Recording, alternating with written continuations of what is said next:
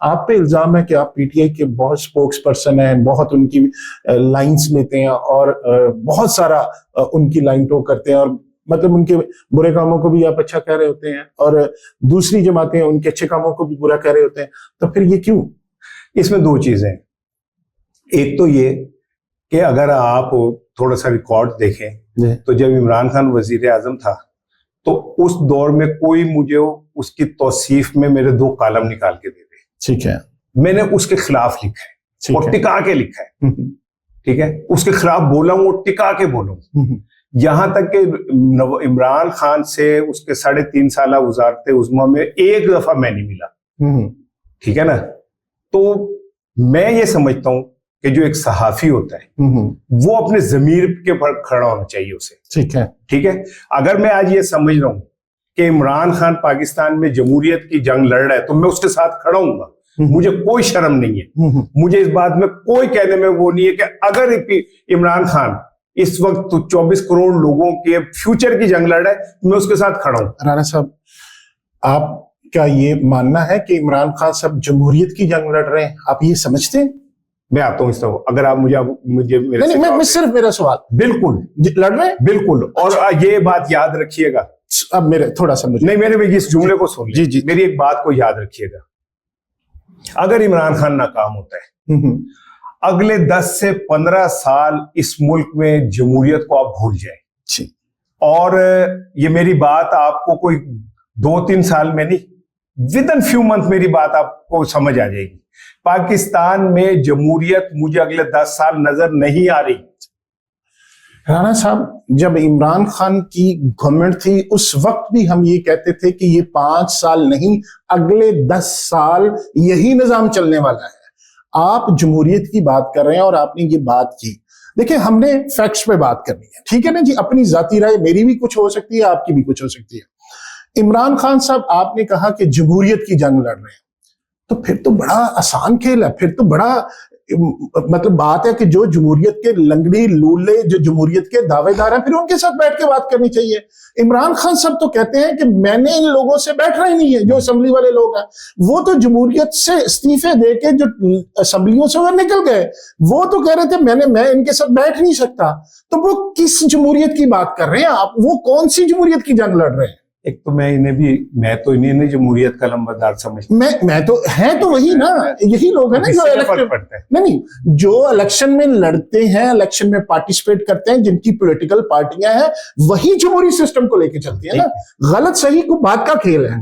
तो अगर उनके साथ मैंने नहीं बैठना तो मैं किस तरह चैंपियन हूं जमहूरियत का? आप सुन ले, आप कह रहे हैं ना कि यही जीत के आते हैं, कि जीत के आए ना। बात सुन लेना, मेरी बात सुन ले। अगर कुछ लोग दुनिया में जमहूरियत का जो न्यूक्लियस है वो वोट होता है, ठीक है, वोट के ऊपर जमहूरियत की इमारत खड़ी होती है, ठीक है। अगर कोई डाकू वोट ही चोरी कर ले और फिर वो कहे कि मैं जमहूरियत का दावेदार या अलंबरदार हूं, मैं उसे नहीं मानता। चले, यहीं पे आपकी बात मैंने मान ली, ठीक है। लेकिन 2018 में उस वक्त तो जीत के नहीं आए हुए थे ना, उस वक्त तो असेंबली में थे, उस वक्त भी वो बैठने को तैयार नहीं थे। वो उस वक्त तो जमहूरियत थी ना, चले उस वक्त उनकी गवर्नमेंट थी, उस वक्त जमहूरियत थी, तो उस वक्त जमहूरी लोगों के साथ क्यों नहीं बैठा जा सकता? जमहूरी लोग पे तो मुझे एतराज है। अच्छा, फिर अगली बात, ये जमहूरी लोग होंगे तो इनसे बैठा जाएगा। अगली बात अगली, मैं फिर उसी तरफ। अब पहले मौलाना फजल रहमान साहब जमहूरी नहीं थे, अब उनकी जरूरत है तो अब वो जमहूरी है, उनके साथ बैठा जा सकता है। अच्छा सुने, पहले एक मिनट, पहले एमक्यूएम जमहूरी नहीं थी, उनके साथ फिर जब जरूरत पड़ी तो बैठ गए। आप इस जमहूरियत की बात कर रहे हैं, इसका झंडा उठा के फिर रहे हैं। ठीक है, मौलाना फजलुर रहमान को कभी भी इमरान खान ने गैर जमहूरी नहीं कहा, नंबर 1। अच्छा, आप वो तकरीर निकालें जो पार्लियामेंट में हुई। इमरान खान ने कहा कि मैं पाकिस्तान के मुफाद के लिए, मेरी मौलाना फजलुर रहमान से आजकल लड़ाई है लेकिन मैं उनके पास जाने को तैयार हूं। ये तब की बात है जब ना इमरान गिरफ्तार हुआ था, ना उसके खिलाफ अदालत माद आई थी, ना कुछ हुआ था। ड्रोन अटैक्स के ऊपर जब बात हो रही थी, इमरान खान ने जब कहा था कि मैं अमेरिका के खिलाफ खड़ा होना चाहिए, पार्लियामेंट में खिताब, उसने कहा कि मैं खुद मौलाना फजलुर रहमान के पास जाने को तैयार हूं। तब तो वो जेल में नहीं था। नहीं, उस वक्त पता था ना अदम एतमाद आ रही है। नहीं, वो बहुत पहले की नहीं, वो बहुत पहले की बात। सर वो तो फजलू हर इलेक्शन से पहले अपनी दौरे हुकूमत में फजलू में तुम्हें छोड़ूंगा नहीं है। डीजल फजलू नहीं, फजलू भी कहे, हाँ फजलू भी कहते हैं, भी कहा, डीजल भी कहा। अच्छा, तो डीजल इमरान खान ने तो नाम नहीं रखा। नहीं ना, देखिए मेरा आपसे सवाल है, हाँ। आपने बात की कि जमहूरियत की जंग लड़ रहा है, ठीक है, तो मैंने आपसे सिर्फ एक आर्गुमेंट दिया है कि क्या जमहूरियत एस्टेब्लिशमेंट के साथ बैठने में, अगर मैं उनके साथ बैठ जाऊं, वो मेरी गवर्नमेंट ले आए तो मैं जमहूरी, मैं चैंपियन। अगर तो ये आप अगर जमहूरियत के दावेदार हैं, आप जमहूरी अमल का हिस्सा बनना चाहते हैं, लंगड़ी है, आपको भी पता है कौमों की जिंदगी में दो चार ये इलेक्शन की कोई खेल नहीं होता। आपने करना है तो आप कहें कि मैंने इनके साथ बात नहीं करनी, मैंने बात उनके साथ करनी, चाहे वो लूले हैं, चाहे लंगड़े हैं, चाहे फॉर्म 47 है, चाहे 45 है। बैठूंगा मैं उन लोगों के पास जिनके पीछे 10,000, 20,000, 50,000 पब्लिक के वोट है। ये होना चाहिए कि नहीं होना? नहीं तो कर रहे नहीं कर रहे ना, कौन है? नहीं सुन लेना, नहीं सर, बात सुन, वो जो मेरे साथ है वो ठीक है, वो जमहूरी है, जो मेरे साथ नहीं है वो जिसे समझते हैं कि यहाँ राणा साहब ऐसे नहीं है, ऐसे नहीं, आप साहबी बने, नहीं वो समझ, देखिए मेरा समझना सब कुछ ठीक है, मैं समझता हूं, मैं तो डाकू भी समझता था, फिर मैंने कहा ये सबसे बड़े जमहूरी है, मैं तो समझता था ये दहशतगर्द है, फिर मैं कहता हूं ये ठीक है, फिर मैं तो कहता था ये गलत है, इसके साथ मैं खड़ा नहीं हो सकता, फिर भी मैं उसके साथ। इसका मतलब मेरा समझना अगर आज ये है, कल को मेरा समझना बदल जाए तो मैं पीछे चल पड़ूंगा। आपको अल्लाह ने मुझे और आपको अकल दी है, हमने किस पे करना है फैसला?